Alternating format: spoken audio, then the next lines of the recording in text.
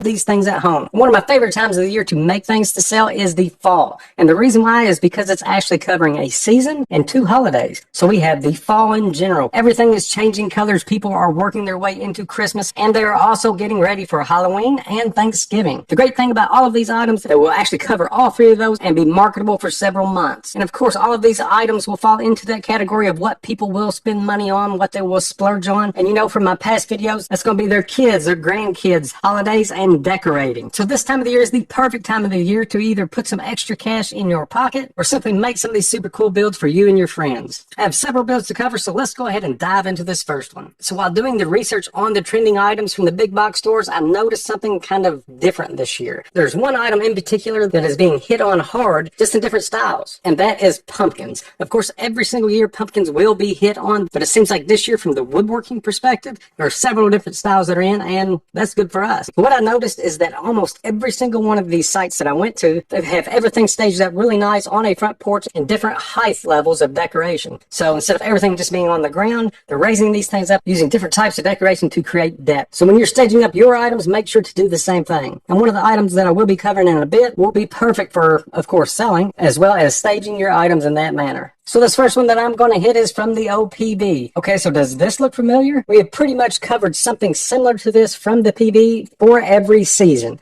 And the reason why that they keep bringing these things back for every single season is because they are selling these things. Okay, if you notice that any type of a big box store is repeating a look with just a little bit of a different theme, that means that they have had seasonal success with the previous ones. So these are the pumpkin trays, and these are not being marketed as charcuterie boards or cutting boards because PB has noticed that those terms are kind of going out, or the market is being flooded with that. So yes, these are the same type of things that they were selling last year as charcuterie boards and cutting boards. By doing something as simple as changing the name, they have created an entirely different product. So these are just serving trays. These serving trays or serving boards come in 2 different sizes. The small version they are selling for $135, and the large version they're selling for $165. And they have done something a little different with one of these styles that I haven't seen them do yet. Typically everything so far, like the cookbook stands from the last video, everything was painted a solid smooth color, and then we would have a strip of darker wood going down the middle, or it would be paint on paint. For the fall version, they actually have a pumpkin cutout that is completely natural with a painted strip going through the center. So since I've covered how they do this in previous videos, just a quick rundown is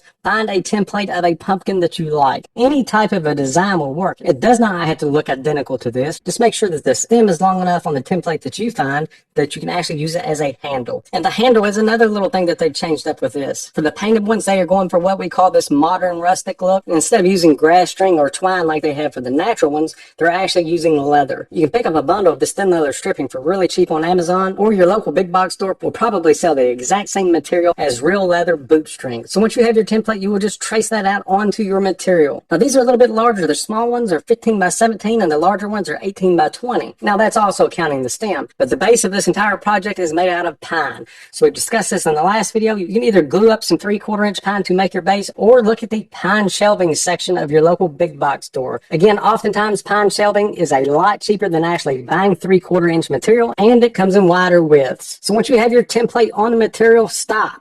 Do not cut this out yet. We want this material to stay square until we have this groove cut in there. And this groove is what is going to hold this strip. Let's just say that these strips are 1/4 inch by 1 inch. That means that the groove that you need to put into your base to accept that needs to be 1/4 inch deep and 1 inch wide. So once you know your width and your depth, and you've actually traced this out onto your square or rectangle piece of wood, and now you can decide where you want your strips to actually go through the pumpkin. So yes, you could do this a lot faster if you had a dado stack on a saw, but if you do not, you can actually do this using a circular saw. Or even faster, if this material is 1/4 inch thick, raise your table saw blade up 1/4 inch, and then just set your fence up where you can run the material face down through the saw and actually cut this notch out a blade thickness at a time. And once the notch is removed, now it's time to cut out the shape of this pumpkin. And we're just going to use a jigsaw for this. Personally, I like a jigsaw blade that looks like this. This is called a scroll blade, and it's a lot easier to maneuver with. So once you have your shape cut out, go ahead and sand around the corners, and any of them that you are going to paint, go ahead and paint those before we put the wooden strip in there. And if you're making the natural one, go ahead and paint the wooden strip that will be inset into that one. Regardless of which pattern that you're going to be using to do this, I would recommend not painting inside of the notched out area that will actually receive the wooden strip. That way, whenever we glue in our strip, we'll have a strong wood to wood bond, and you don't have to worry about the paint getting in the way. And that's all that we're going to be doing, is putting some wood glue in that groove and then and clamp down this strip. If you're making the natural board with the painted strip, I'm going to assume that they have sealed this with some food grade oil. So before you oil it, go ahead and glue in that painted strip. Once that's dry, then you can oil the whole thing. These things are super easy to make. Everyone that sees one of these will want one. Everyone that sees one of these now wants one, but they're not willing to pay $165. So you do you put your twist to it, you beat their market pricing, and sell the heck out of these things. And before we jump into this next one, I'm just going to show you this. Okay, so my wife tried to sneak one by me here. I found this as part of her new fall decoration. This is a piece of MDF. Something that I could have easily made out of any type of scrap wood that I have around here. And it's all that they have done is put a base coat of black on this, came over the top with white, let that dry, and then stenciled in this saying, sanded it off a little bit, sold it to her for $10. Something that I could have made out of scrap wood, they sold it to her made out of MDF. I bet you wish you could have been a fly on the wall for that conversation. Because so this next one, this ladder, or is it a ladder? They're not advertising it as a ladder. They're advertising it as a towel rack. The reason why this is falling into the fall, see what I did there? Category is because I've noticed that a lot of these towel racks are actually using them as a part of their fall decorations. You know, they're wrapping like the fake leaves and stuff like that around it, or hanging like the pumpkin banners or whatever, but it's all blending together to make this fall scene. We're going to make this the exact same way that we would have made some of the taller ones, but these are designed for hanging. So these things are super easy to make. These would be the perfect items to decorate up with several different color schemes. So the side material is 3/4 of an inch thick, it's 2.5 inches wide, and it's only 16 inches long. And you're going to need 2 of those. And for the rungs of the ladder, you are going to need 3 pieces of 3/4 inch dowel rod, just like this, that are 10 inches long. And then for the rope, if you decide to make it to where it's hangable, it's just a piece of rope. You can make it as long as you want. So the first thing that I'm going to do is get all of my parts ready before I assemble this. There's a couple of different styles on these ladders. Some of them, the tops of the sideboards are actually rounded over, and some they're just perfectly square. So if you want to round those over, you can do that with a sander, or you can do that with a jigsaw. But once you get done with whatever you're wanting to do, go ahead and stain or paint your parts. Once that dries, take your 2 sideboards, lay them flat on a table. I want you to measure to the 4-inch mark, the 8 and the 12-inch mark. In the center of that board, drill down 1/2 of an inch with a 3/4 inch Forstner bit or a spade bit. And what that's going to do is create a pocket for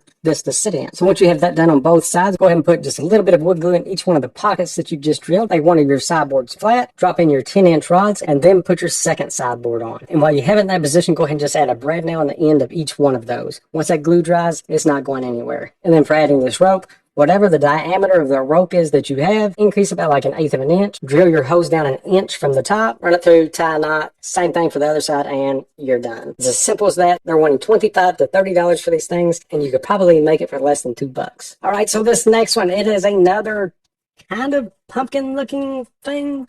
It's called a pumpkin sitter, okay? So I guess what they're saying whenever they're calling things sitters is they will sit up by themselves. So these really do not look like pumpkins, but what they're going for here is kind of like this folky Amish style look, which even though they kind of look odd, it's kind of a cool look.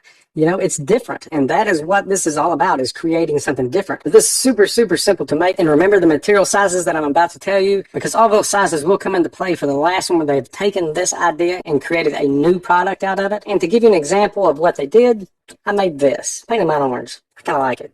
But they had made 3 different sizes of this, and then they just attached them together. They just nailed and glued 3 different heights of this to make one big unit that sits up by itself. So they are selling this sitter for $52.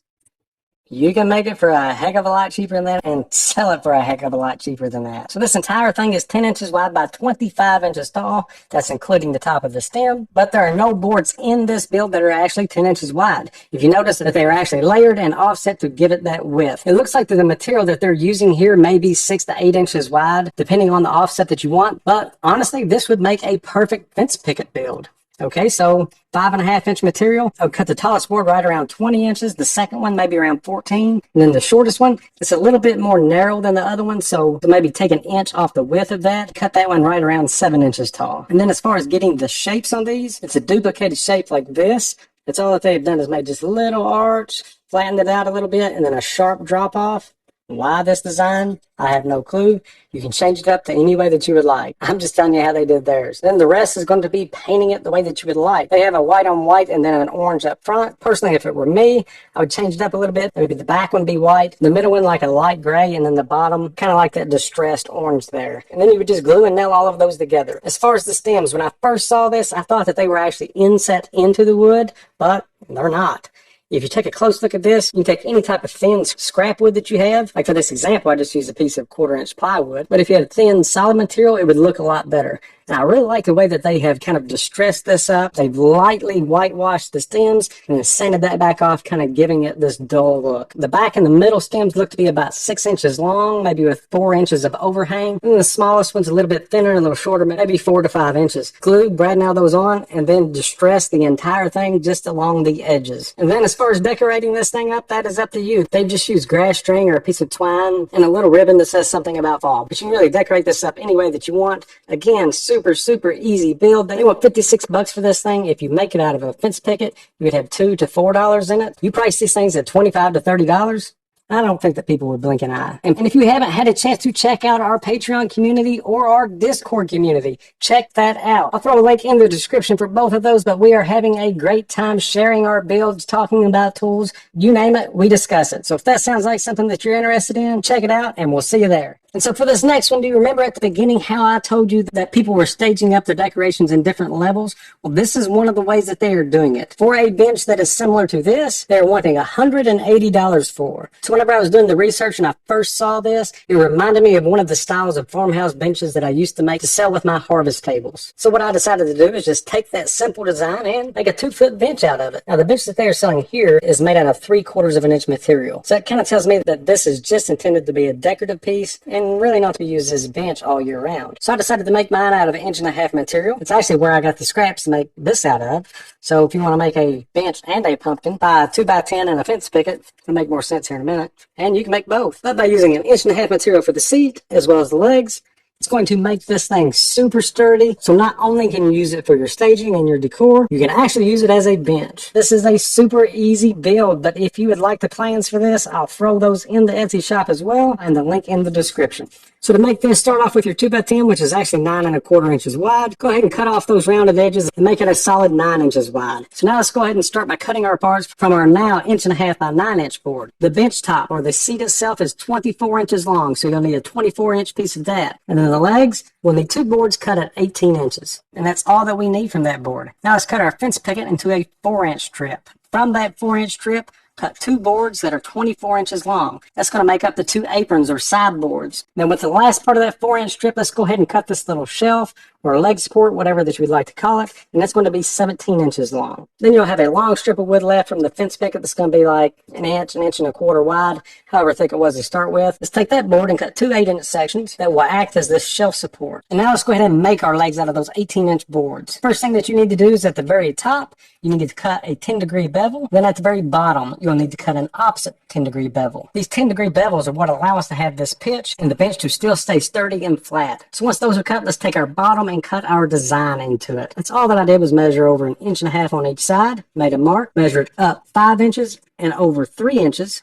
and made a mark. Same thing on this side, up 5 over 3, made the mark, and then took a straight edge and connected those points and cut that out with a jigsaw. We'll repeat that step for both legs, and then we'll make our aprons. So for our aprons, we have our 4 by 24 inch board. I measured down 1.5 inches, and then I measured over 1.5 inches to the bottom. Connected those 2 points and made my angle cut. Did the exact same thing for the opposite side, and that is it for the aprons. So the last piece that we would need to actually cut would be the shelf. So we already have it at 17 inches, and the only thing that we're going to do is put a 10-degree bevel on each side. That way it fits snugly in between the 2 legs. So with all of our parts cut, assembly is pie. I started by putting a few pocket holes on the inside of my 2 legs. Then I attached them to my seat, 4 inches in from each side, using 2.5 inch pocket hole screws. So with the legs in place, the next thing that I attached was the aprons. That's all that you'll need to do is put some wood glue on the edge of the seat, as well as the leg that it's going to be attached to, and then just brad nail it from the outside. And then we'll do the exact same thing for the opposite side. And then for the shelf, starting with these 8-inch brackets. So from the bottom, I measured up 5 1/8, and that's to the bottom of the bracket. Glued and nailed those in place on both sides. I centered the shelf or the brace on the brackets and glued and nailed that into place. And that's all there was to it. It did not take very long at all to create something that you could use as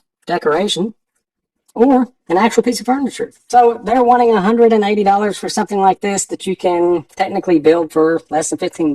But as far as pricing on something like this, you need to check and test your area. I would market it as like farmhouse or primitive Americana. But the first one that you make, use it for staging all of your fall items together. you'll probably have people that want to buy the whole set. And if you've made it this far into the video and you like things like this, make sure to hit that subscribe button and notification bell because I have plenty more where this came from. All right, so this next one I'll just cover really quick because check this out.